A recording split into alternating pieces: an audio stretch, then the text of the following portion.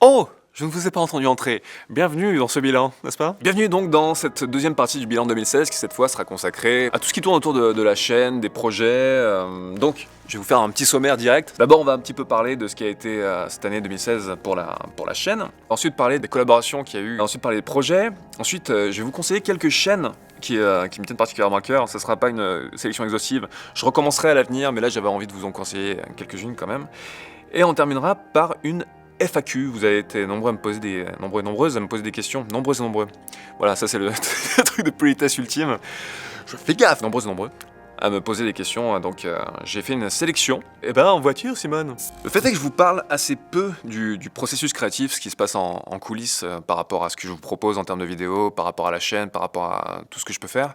Enfin, vous le voyez aussi sur les réseaux sociaux, je m'affiche pas beaucoup, enfin je vous raconte pas ma vie, quoi, j'ai pas envie de vous raconter ma vie privée, mais j'avais envie de profiter de ce bilan pour vous parler de choses un peu plus personnelles et notamment ce qui relève de la démarche créative aussi derrière la vidéo.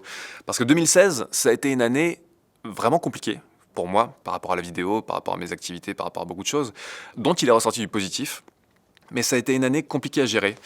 Vous avez pu le voir aussi, j'ai essayé de vous proposer différentes choses sur la chaîne cette année, différents formats. Vous avez vu qu'au début de l'année, il y a eu une grande période où il n'y a pas eu de Fossoyeur. Entre le dernier de 2015 et le premier de 2016, il y a à peu près 5 mois qui se sont écoulés, si je me souviens bien. Ce qui est énorme, et je veux pas du tout que ça se reproduise. Mais le fait est en fait que je me suis rendu compte au bout d'un moment que je m'amusais plus. J'avais plus vraiment plaisir à bosser sur les trucs sur lesquels je bossais à ce moment-là. Parce qu'en fait, tout simplement, j'ai besoin d'évoluer constamment. J'ai besoin de toujours être sorti, pas toujours, mais en tout cas à intervalles réguliers, de ma zone de confort.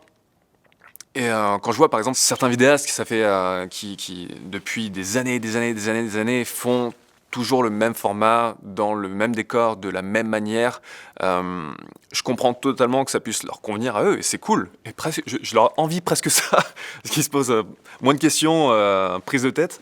Et même du côté spectateur, je conçois totalement que ça puisse être attractif, avec un côté rendez-vous familier, un côté vraiment qui fait plaisir.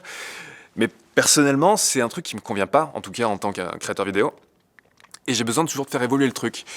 Et en fait, à mesure qu'on développe des formats, on se crée, sans en avoir forcément conscience, des sortes de verrous créatifs mentaux, des manières de faire en fait qui deviennent une zone de confort dont on a du mal à s'échapper parce qu'on n'en a pas conscience tout de suite et on se rend compte au bout d'un moment qu'on est en train de pointer comme à l'usine.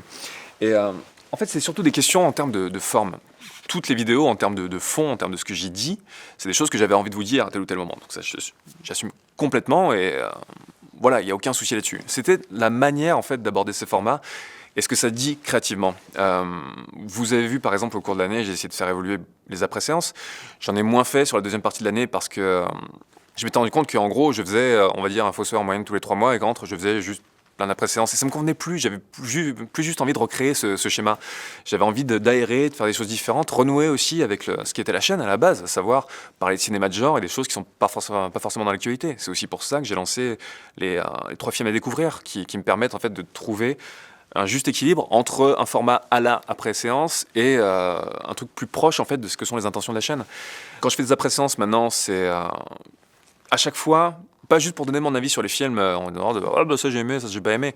Ça j'ai jamais voulu le faire, mais là maintenant particulièrement, j'essaie chaque fois d'avoir un thème spécifique pour un film. Je le traite si vraiment pour moi il y a une problématique à traiter par rapport à ce film. C'est pour ça maintenant je mets toujours le titre du film et la problématique à côté. De toute façon, vous savez, j'en ai déjà parlé, mais j'ai pas envie de faire de la vidéo pour de la vidéo. Si je n'avais pas envie de me poser de questions, je ferais une chaîne de cinéma où je vais absolument tout voir et je fais uniquement des petits avis à chaud de 3 minutes sur absolument tout ce que j'ai vu. Il y a des chaînes de cinéma, notamment anglo-saxonnes, qui fonctionnent sur ce principe, qui fonctionnent très bien en termes de vues, d'abonnés, parce qu'il y a beaucoup de gens qui cherchent ça aussi, ils cherchent un bon pote à qui demander son avis. Je conçois totalement l'attrait pour ce genre de chaîne de cinéma, mais c'est pas ce que j'ai envie de proposer. Mais voilà, donc il y a eu ça pour les après-séances. Après, vous voyez aussi que j'essaie tout le temps de changer d'endroit. J'en ai marre, j'ai pas juste envie de tourner dans mon salon constamment. Voilà, maintenant j'ai la chance de pouvoir aussi tourner au Pandora, au cinéma Le Pandora, ce qui fait super plaisir. Vous avez vu des après-séances sur le toit, vous avez vu des après-séances dehors, enfin au Festival des Arcs, là quand j'ai tourné le 3 films aussi à redécouvrir, qui était un petit peu en mouvement dans différents environnements. Donc j'ai besoin de toujours avoir un truc un petit peu nouveau à traiter, ne pas avoir la sensation de faire un truc en plus.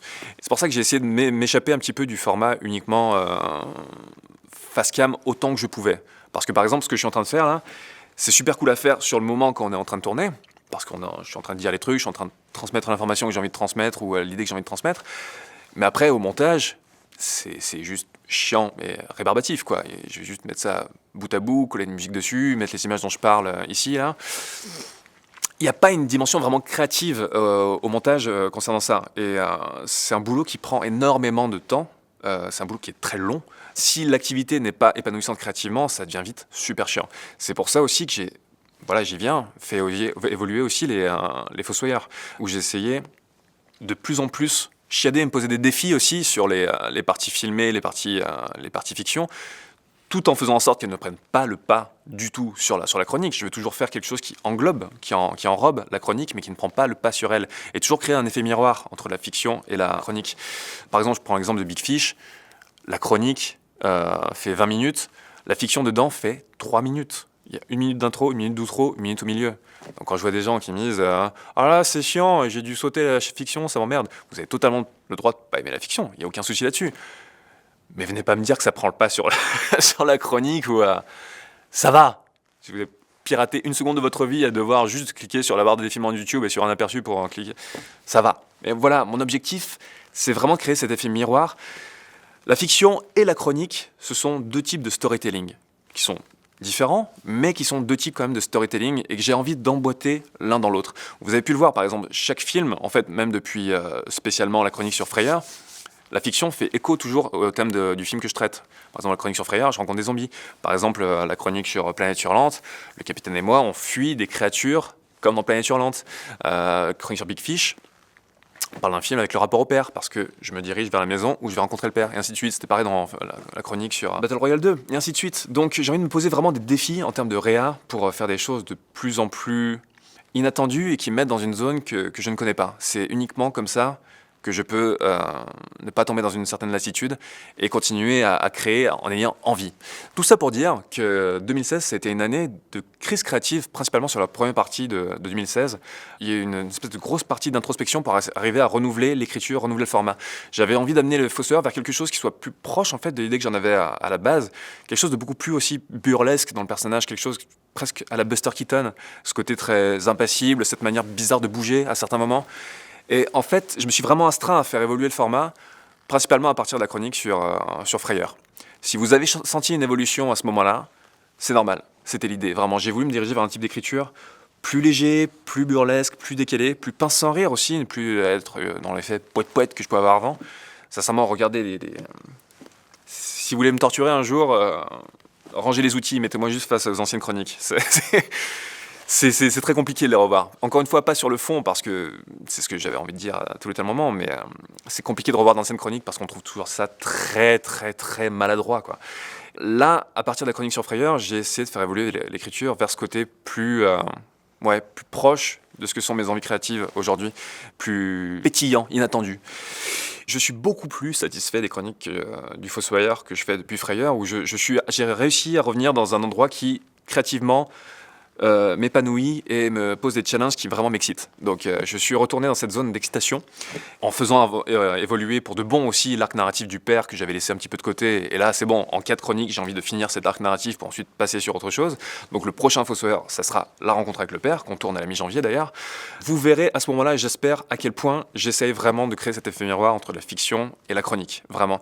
Même si, encore une fois, vous n'aimez pas tout ce que je fais, c'est bien normal, on peut pas tout aimer, ou vous avez sûrement vos raisons, mais j'espère qu'au moins vous voyez quelle est la démarche et qu'il y a une démarche derrière vraiment d'essayer de toujours évoluer et toujours essayer de proposer quelque chose qui soit pas uniquement de la redite, en tout cas sur la forme. Et pour faire évoluer les formats, notamment sur les tournages et sur tout ce qu'on entreprend, c'était aussi une année où j'ai de plus en plus collaboré avec le Pandora, où je me retrouve, qui propose aussi un studio d'enregistrement avec du matériel, avec de l'huile de coude, et surtout, plus que le matériel, parce que le matériel de base, je l'ai, et c'est pas la question, mais surtout des gens talentueux, avec un regard. Et surtout, ça m'a permis de collaborer avec ce monsieur, qui est hors champ, qui viendra pointer son minois plus tard, Jimmy, qui fait la chaîne Oku, je viens ici, que je vous conseille très ardemment, qui est une chaîne de court-métrage de poésie visuelle, pour décrire la chose comme ça. Et Jimmy, qui m'épaule en fait sur les tournages, c'est lui qui est derrière la caméra. Le fait est que la réalisation, techniquement, c'est moi qui l'ai fait parce que je sais de quel plan j'ai besoin, j'ai le découpage et je sais comment ça va s'agencer.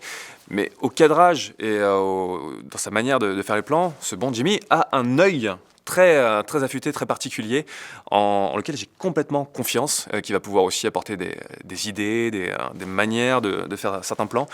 Sans toi, Jimmy, le Fossoyeur ne serait pas ce qu'il est aujourd'hui. Voilà pour ce que j'avais envie de vous dire sur tout ce qui a été la chaîne cette année. Par rapport au projet, en fait, sur ce qui va venir en 2017, j'ai envie vraiment de rebondir sur ce nouveau groove créatif.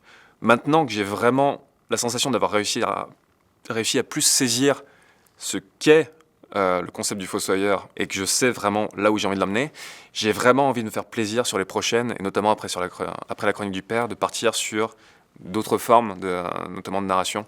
Ça va être ça, vraiment... Le truc important sur 2017 pour moi, c'est prendre ce qui existait et l'amener sur un nouveau level. Et pour le reste, il y a sûrement des projets qui vont émerger, qui sont plus ou moins à l'état de gestation. Je vous en dis pas trop pour le moment parce que c'est pas des choses suffisamment avancées pour en parler maintenant, mais il y a toutes sortes de projets. Concernant les collaborations, il y en a eu en fait quelques-unes quand même cette année. Forcément la collaboration avec le Louvre, qui nous a proposé à Patrick Daxolot, Ben de Nota Bene et à moi-même de venir tourner au Louvre avec carte blanche pour faire chacun une vidéo ou 2 vidéos chacun sur la thématique qu'on souhaitait. Quand le Louvre te donne carte blanche pour t'aider dans le Louvre, est-ce que tu dis non? Non, tu ne dis pas non. Donc c'était un plaisir à faire, tout simplement. C'était la période aussi où j'étais vraiment en plein dans cette crise créative. Et c'était une période où j'essayais vraiment différents rythmes aussi avec les vidéos.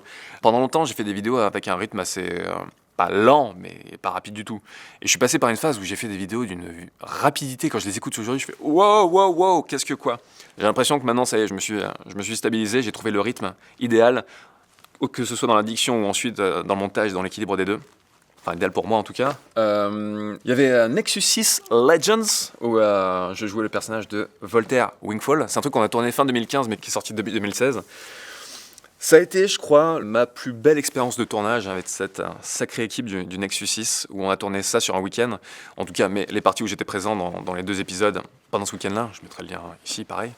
C'était super à faire, quitte à faire des collaborations et des apparitions, autant que faire se peut. J'ai envie de sortir de ma zone de confort, donc j'ai envie de faire des trucs que j'ai pas fait jusque-là.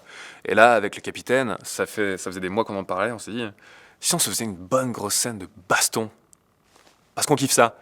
Et ça a été un sacré défi. Et ça a été juste super cool à faire. Ça a été une expérience pas possible. Tourner, enfin voilà. Si vous avez vu les épisodes, vous savez de quoi il retourne. Mais je les aime d'amour, ces gens. Et j'espère qu'on tournera d'autres choses très bientôt.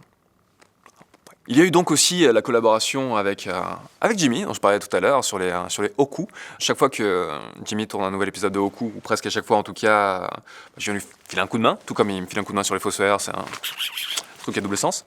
On a quand même co-réalisé un épisode. Tu peux venir, Jimmy, s'il te plaît? Que les gens te voient, allons. Le Jimmy. Voilà, mesdames et messieurs, Jimmy Valentin, créateur de la chaîne Hoku. Et donc on a tourné ce petit Hoku, le 4e, c'était? 5e. C'était le 5e? Ouais. Ah! Le temps passe vite. On l'a coécrit, co-réalisé, et j'étais très honoré, très content que tu m'invites à venir co-créer quelque chose avec toi. Il y a des Hoku qui sortent bientôt? Ouais, il y a beaucoup d'autres Hoku qui sont prévus, quoi. Avec probablement au moins un avec monsieur aussi. Rapidement, l'année dernière, en fait, quand j'ai fait le premier épisode de Hoku, il est venu sur le tournage sans du tout savoir ce que j'allais faire. Juste parce que il est gentil et qu'apparemment il m'aime bien. Mais voilà, il savait pas du tout ce que j'allais faire. Il est venu par amitié m'aider sur ce tournage. Et quand je lui ai expliqué mon concept, de suite il m'a dit: j'ai une idée en tête, j'ai un plan. Et c'est là qu'on en a discuté et qu'on a mis au point l'épisode 5, donc, qui est vraiment une idée de François à la base, qu'on a retravaillé ensemble et qu'on a réalisé. C'était plutôt cool, ouais. Carrément. Est-ce que les Hoku vont repartir un petit peu du côté fantastique à certains moments? Au moins un. Ouais. Probablement avec toi, je pense. Mais ouais, au moins catalogué. un. Et ouais, Hoku, c'est un format où il faut un peu tout aborder, donc il n'y a aucune limite, donc pourquoi pas? Je retournerai à la caméra. Comme tu veux. Ou alors je vais mettre des liens sur ta tête, parce que tous les liens vont apparaître. Il y avait aussi l'apparition d'un peu de Parlons Cul, qui était très très drôle à faire. Moi ça m'a fait vraiment marrer sur leur épisode sur le porno. Une sorte de parodie d'après-séance. Les collaborations avec le CNC aussi, notamment en collaboration aussi avec le Pandora ici. On a fait 2 vidéos pour la chaîne du CNC qui étaient une interview du directeur de la Cinémathèque française, Frédéric Bonneau, pour la première. Et la deuxième, c'était un petit documentaire en fait sur la direction du patrimoine cinématographique, que les gens appellent dans le langage commun les archives du cinéma français, qui est un lieu incroyable.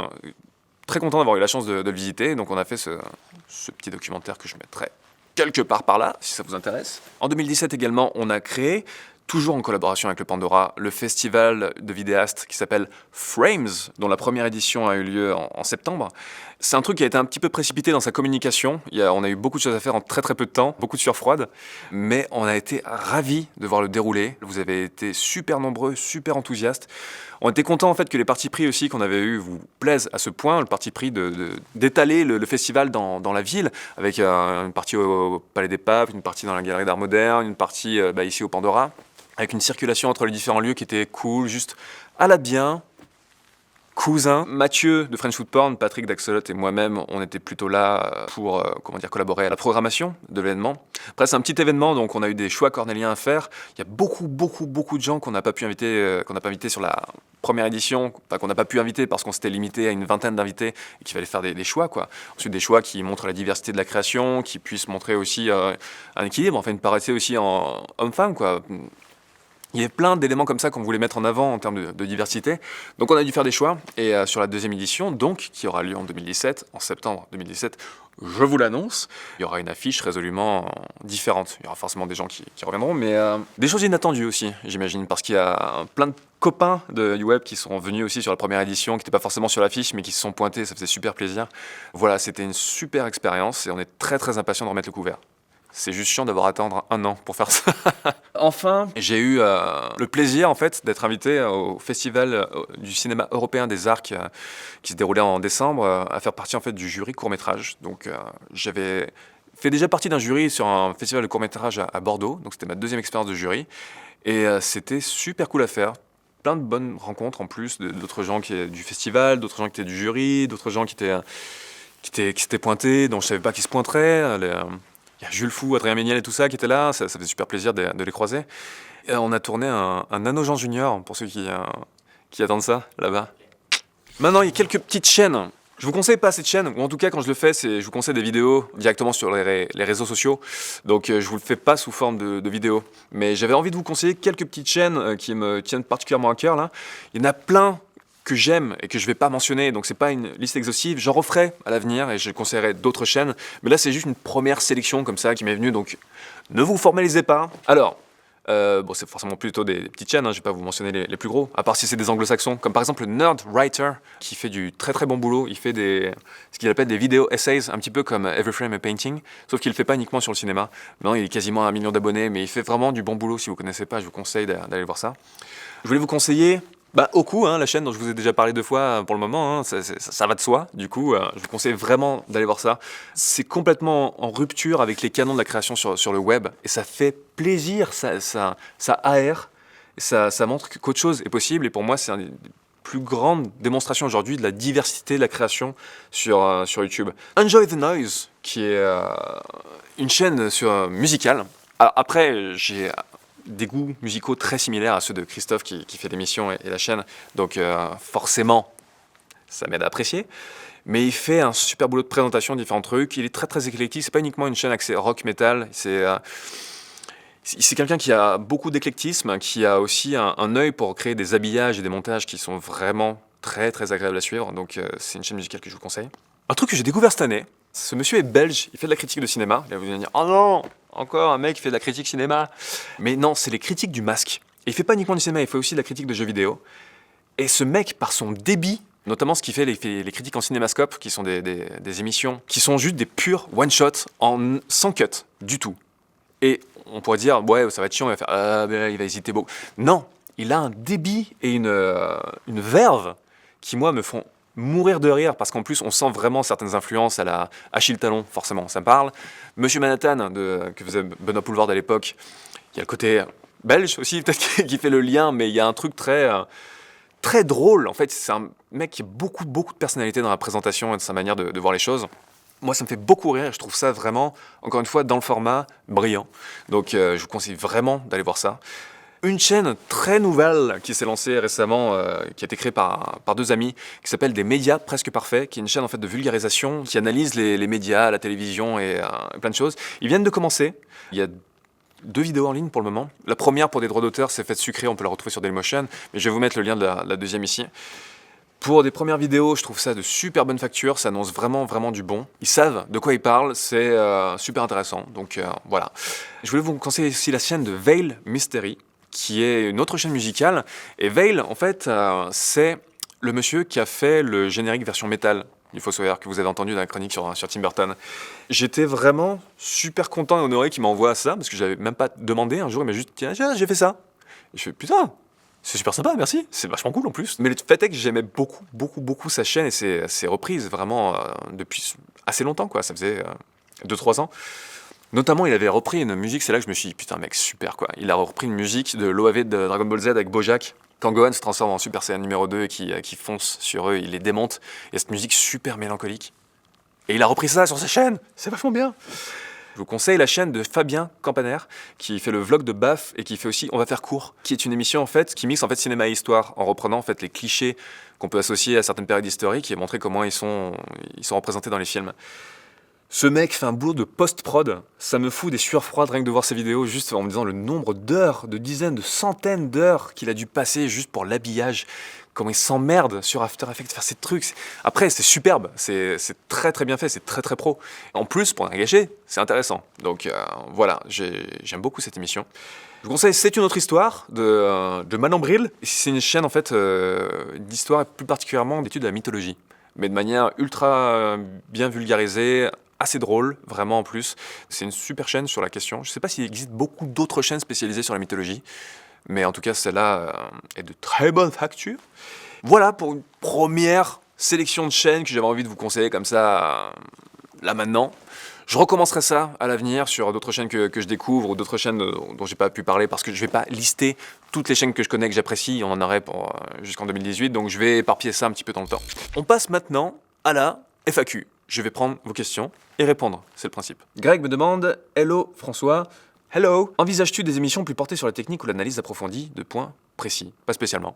En fait, j'aime bien aborder les choses selon un angle plus large à la base, enfin selon une logique d'entonnoir. Soit je parle d'un film en particulier et j'en extrais une thématique plus globale. Vous l'avez vu sur les derniers Fossoyeurs, chaque fois ça débouche sur un truc plus global. Frayeur, c'était pour parler de la suspension d'incrédulité.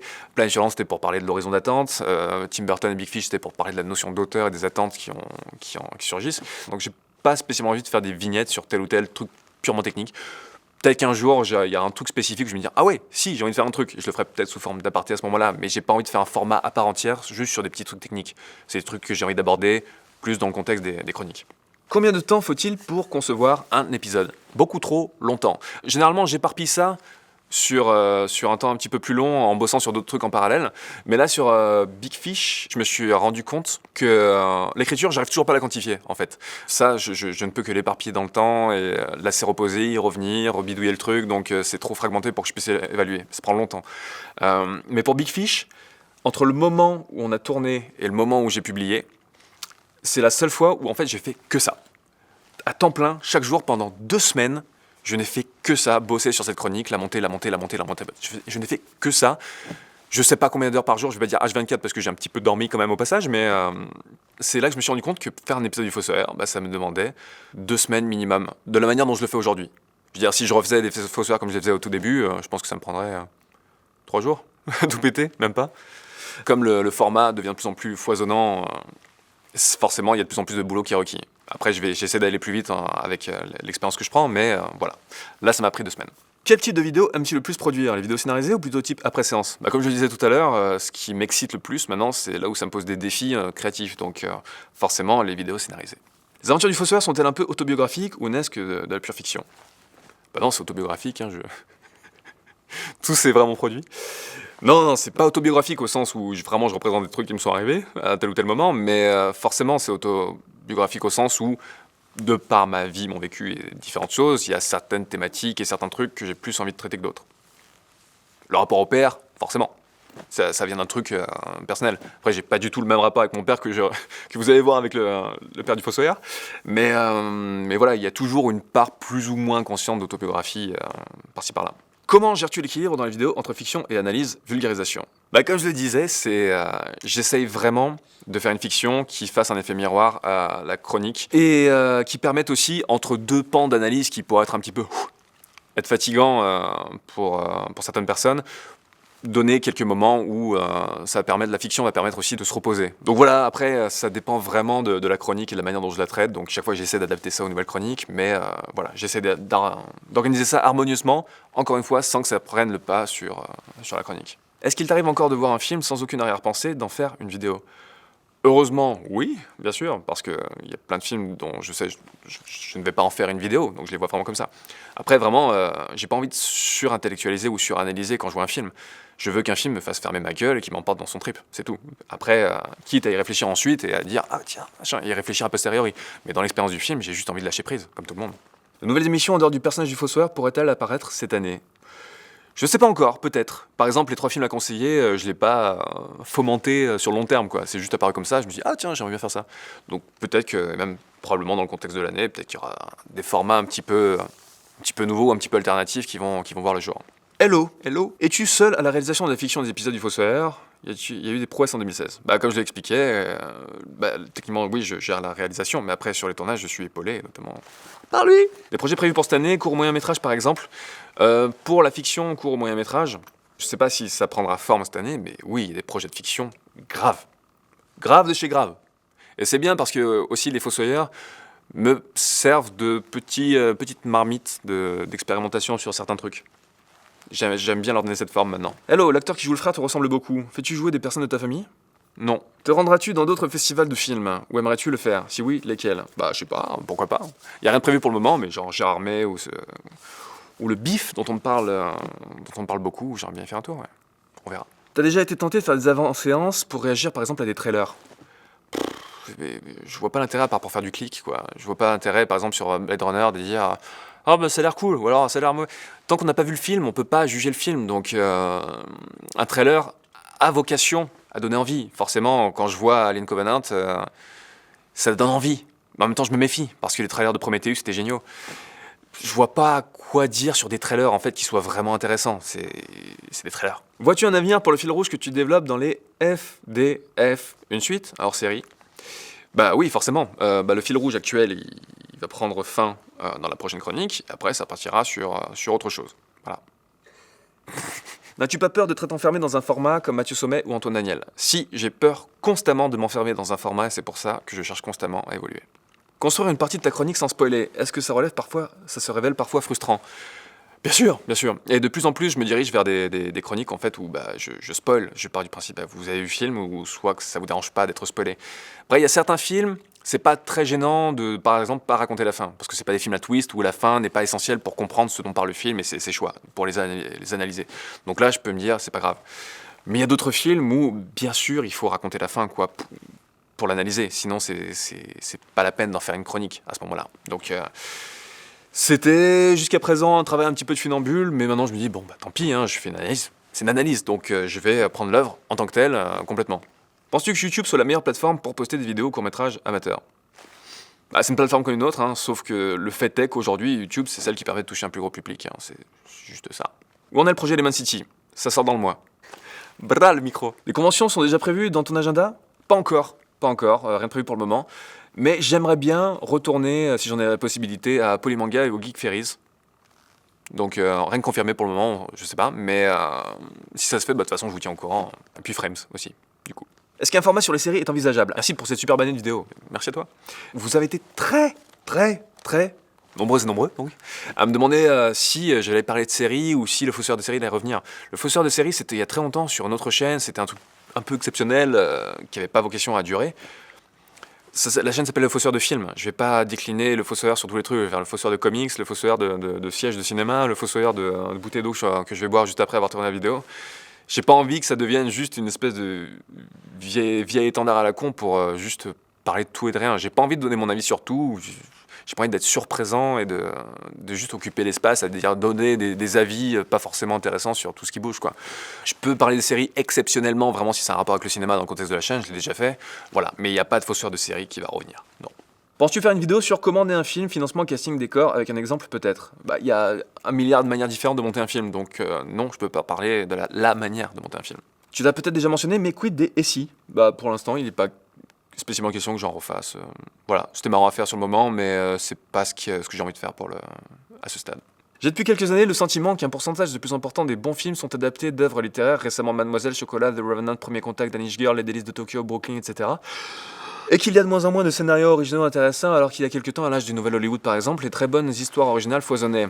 À quoi est dû, d'après toi, ce manque d'inspiration des scénaristes?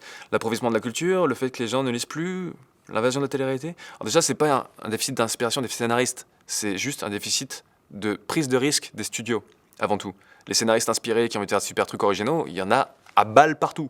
Mais c'est les gros studios qui juste prennent de moins en moins de risques et misent de plus en plus sur juste des trucs énormes juste pour faire des hold-up au box-office à chaque fois. Et forcément, ils essaient de banquer sur des franchises, des trucs qui existaient déjà, parce que c'est plus pratique, et déjà un public qui existe. Donc ils donnent leur feu vert surtout à ce genre de projet. C'est vrai que c'est une dérive du système.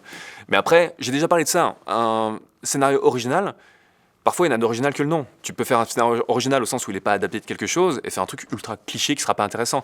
Tandis qu'à la base, au contraire, tu pourras faire un remake, une adaptation de quelque chose, qui dans sa démarche et ses partis pris, va être super intéressant et super original.